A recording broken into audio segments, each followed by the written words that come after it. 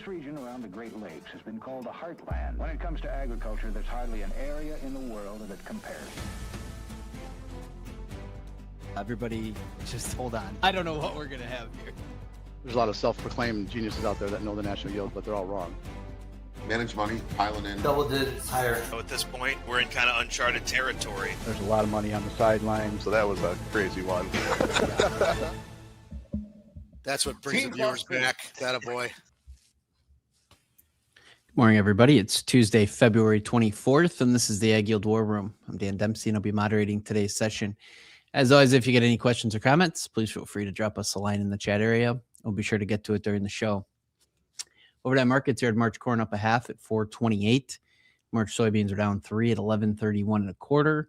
And March Chicago wheat was unchanged overnight at 569 and a half. No export sales announcements here this morning.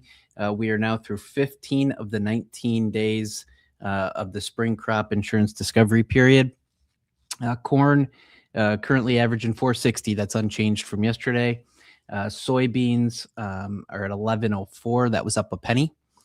So we've got a couple days left here, and we will have that final price set, and then make those crop insurance decisions as we get into the middle of March. There tonight we'll get the State of the Union address. Should be interesting.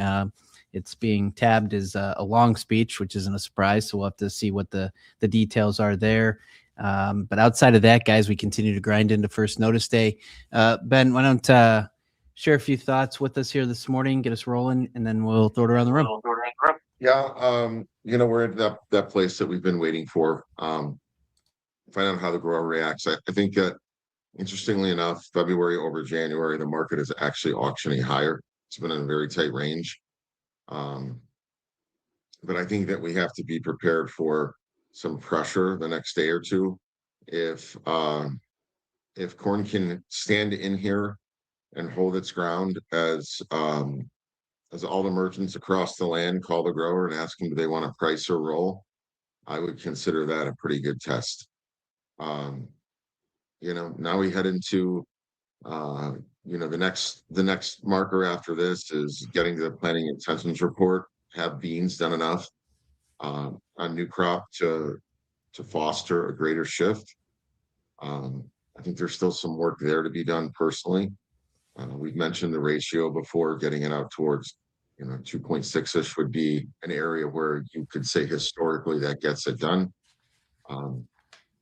And we're finishing up crop insurance, getting that footing underneath us, at least, with a lot of I think very advantageous products for the grower to look at in order to give them an extra leg to stand on when it comes to marketing and the uncertainty of what crop production looks like. So a lot of things coming into place here, and seasonally March 1st is typically we try to carve out some sort of a low. We didn't do that last year, but I think last year is a year that we'll look back on as a massive anomaly due to the trade war and the imbalance that we had in production acres. So I'm looking forward to a little bit more balance in these markets where both crops have some vulnerability, and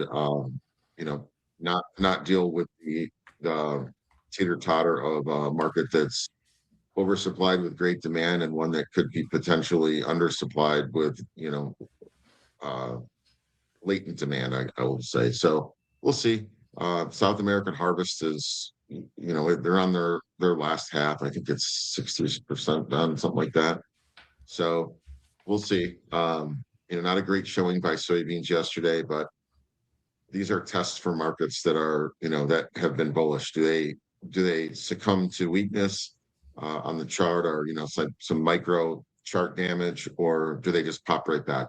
So far, they've fought back every single time. They probably have a little bit of vulnerability heading into the end of the week as well. Very good. Dustin, what's on your mind this morning? We're heading towards the end of the month and the insurance decision. So I think a lot of new crop risk is really toned down because of that. There's a lot of things we can do now with insurance and these higher subsidies and this ultra strong farm bill we have. So I think a lot of it's fine tuning, like where there's a lot of positioning that you still can have for new crop. Ben's mention of old crop. I mean, anything goes right now. Like I just think back to the last 3 Augusts in a row where Sepdis is trading, near full carry or trading at full storage at least. We traded down March, May to 14 under yesterday, and then we bounced back hard. I'm sure there's still a pretty good flow of corn on these ultra strong exports. So, I wouldn't be surprised either way. I just think that there's still there's a pretty massive long position held at the delivery point. And the last day really for that, the auto rolls would be on Thursday. So it's Tuesday now. Anything goes the next couple of days, really. But I just don't see, with all of the supply and all those contracts built, that doesn't rear its head here in the end. I could see that happening. Yeah. Justin, what's on your mind? Yeah, I mean, last couple of days around first notice day, over the years we've seen, different elevators, seed corn companies, have different dates or try to get ahead of the roll and not be on the last day. So it could very well be that, anywhere around here, whether it's yesterday or Thursday or somewhere in between, that's the low of the move for the roll. You eventually get to a point where it gets advertised enough, that you get ahead of it, you get subscribed to it. So I wouldn't be surprised if yesterday was the low, and I wouldn't be surprised if we make a low after Thursday, to be honest with you. So, call it, we got to 14 cents. I mean, you can't really expect it to get much below 16 in my mind, unless you're well into deliveries and nobody just wants it at the end. But once you get to full storage, anything above that, you're earning interest to own corn. So that's, you're kind of splitting hairs on a couple cents here, but the market did exactly what you would thought. I mean, it's gone from 6 or 7 right down to basically 14 in, a handful of trading days. If you look at charts, it makes sense. March corn still 20 cents below where it was pre-January report, and D's corn clawed its way all the way back and some. So 2 totally different charts.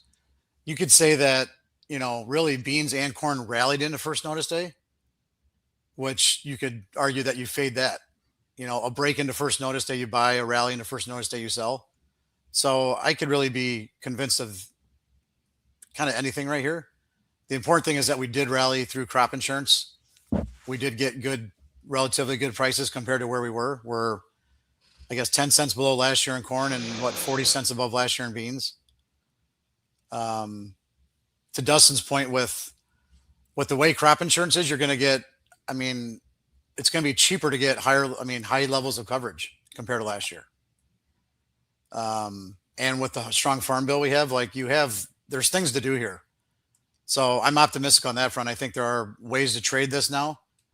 It's not just doom and gloom. So I think you can set yourself up relatively well, and then see what the spring and summer brings us.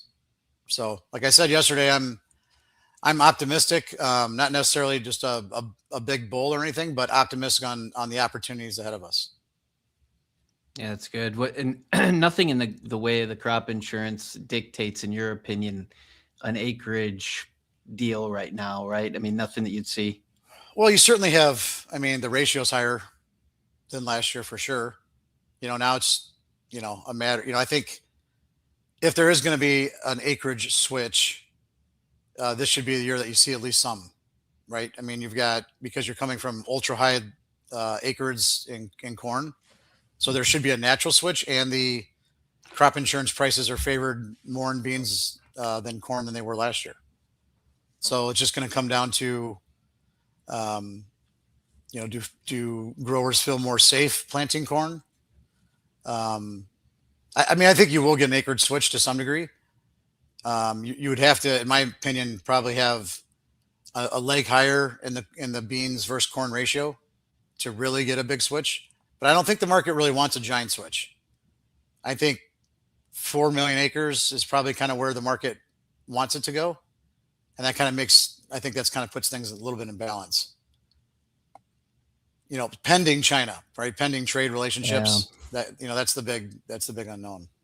And that's going to be interesting. He's going to meet with President Trump's going to meet with Xi. Yeah, Looks that's like around April. I mean, you know, we're going to be coming into a planting window, and you're going to have geopolitics going on. I mean, it could be pretty wild. Well, I know this is crazy, but you can also sell beans now. What an idea. So you don't have to guess what's going to happen. You could actually go sell 1120 beans right now. It's totally legal. Yeah. Yes, it is. Yeah. that's our PSA for today. Crazy thought, but it's possible. That's great. Yeah. No, very good. Justin, real quick, I know we've been talking about it. We are enrolling now in our NextGen Foundation National Scholarship Competition. And I know you just got done making incredible updates to our simulator. Maybe just share a few words on the simulator overall and what we're going to do nationally here for these kids coming up here in a month or so. Yeah. So, I mean, you know, we created the simulator, you know, geez, how long, you know, 14 years ago now. And it's always been free to students and teachers. So we've had it in classrooms and colleges for that long. We have a lot of colleges that regularly include it in their curriculum every semester to teach kids how to use, you know, how to market, those kinds of things. So we just gave it basically a facelift. You know, it's a version of AgYield, you know, call it 12 years ago, that we spun off and made it into a simulator.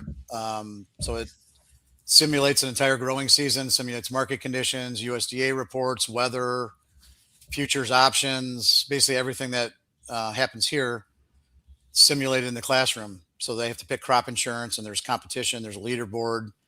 So we basically revamped it, you know, added a mobile app to it. Decided to create the NextGen Foundation to give actual scholarships away. So I think it's important to realize that we're giving like real money away, you know, not gift cards, or, you know, we're talking about, you know, tens of thousands of dollars in scholarships. So we're pretty excited for it. We've got a lot of good buy-in from, you know, partners that we've made over the years. And I think it's important also that it's completely ag based. So you have to be an ag student. You have to be in agriculture. So we're trying to be unique in that sense of, you know, really trying to give some good scholarship money to kids that want to get into ag, you know, want to get the next generation excited about ag and, you know, that kind of stuff. So. Yeah, it's going to be awesome. And I know Jack has thrown the link here in the comment section. If you either have a child, are a child, or know of children that would like to participate. Young adults, excuse me. You're in college. I guess I'm aging ourselves. Yes. Yeah. Yeah. Yes. The next generation, we'll call them. Go ahead, click on the link. You can fill out, enter the competition there. You got till March 27th to enroll, and the competition will begin about April 6th there. So it's a 6-week program. But check it out. It's going to be awesome. It's going to be super exciting, and we're going to keep everybody up to speed on the leaderboard and how it's going here on War Room. So it'll be a good time for the sprint to the finish. Yeah, very good, Justin. Thanks for that update. Rylan, real quick here. Real nervous cattle market, it feels like, and then hogs kind of battled back after that liquidation that we saw. So what are your thoughts here? Yeah, no, couple things yesterday. I mean, we started mixed after the report, kind of showing that support, and then a quick sell-off. It just seems like the market started to trade some rumors that the Greeley union strike was pending and that they were prepping for this strike up there. So still no confirmation at this point that I've seen or that anybody's seen for the most part. But I think that was kind of the overarching concern. You just had a lot of bearish information, or at least sentiment, I think, driving the market yesterday. I mean, I think everybody's looking for an excuse why we just sold off so aggressively. You know, you also had talk of South Korea and Brazil actually making some kind of trade deal, upping Brazil's exposure to the South Korean market in beef and pork. So I think that could be a longer term problem for the U.S. if there is going to be facing any competition, from Brazil on that front. But I think we have to see how it goes. Apparently, there's a lengthy process that South Korea has to go through to approve this. So it seems like time will tell on that as well. But box beef prices were higher. I think just in general, the market's still pretty confident that cash can hold up. I just think it's more dependent right now if the board's going to hold up or not, or if we see a massive sell-off or some kind of announcement by the JBS union. So we'll see how that goes. But overall, I mean, just kind of seems like we're waiting for the next headline to drop here. And on the hog side of things, open interest was up pretty big yesterday, so it does look like we're seeing managed money come back. We had the big jump in cash up 232, kind of odd at the beginning of the week, but here we are. Belly market was up 136, so I think just the focus in general is how bellies are going to perform right now. Seasonally, we're in kind of a lull for demand on the meats overall, so I think there are some kind of better performing cuts than others. Bellies likely last year were kind of the big support, and I think that's going to be the focus now going forward. So we'll see if we can kind of claw back any more here on this rally. But yeah, I mean, the fundamentals are pretty good coming into the day, so we'll see if that shapes up in the futures. Very good. Appreciate the update there, Rye. Just came into the open here. We got March corn up a quarter, 427 3/4. March soybeans are up 3/4, 1134 3/4 is the last. And March Chicago wheat is down 1.5 pennies at 568. Again, check out the scholarship link there in the comments section. Also, the War Room report if you're looking for a deeper dive into all things market related, things we talk about here every day on the War Room. Check out the War Room report. The link is in the description there. Also, if you wouldn't mind, throw us a like and certainly subscribe. We appreciate those that tune in on a daily basis. We're doing this every day that the markets are open on X, Facebook Live, and YouTube Live, 8:15 Central Time.